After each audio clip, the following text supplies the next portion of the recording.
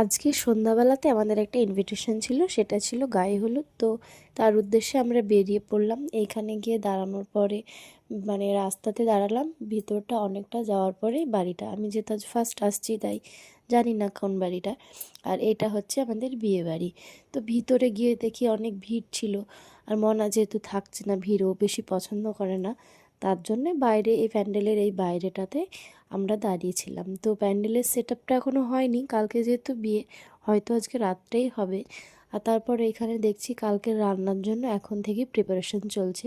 তো এই রসুন ছাড়ানোর প্রসেসটা আমার বেশ ভালোই লাগছিল দেখতে। তারপর মনা বলে যে মা বউ দেখবো।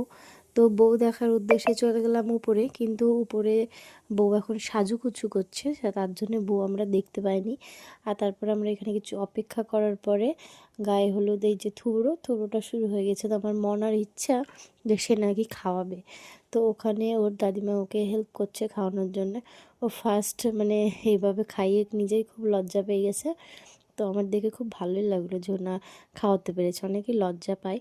আর তারপরে এখানে রান্না বান্না হচ্ছে, আজকে বাড়ির লোকই হয়তো রান্না করছিল। আর খাওয়া দাওয়া শেষ করে আমরা তারপরে সবাই বাড়ি চলে আসলাম।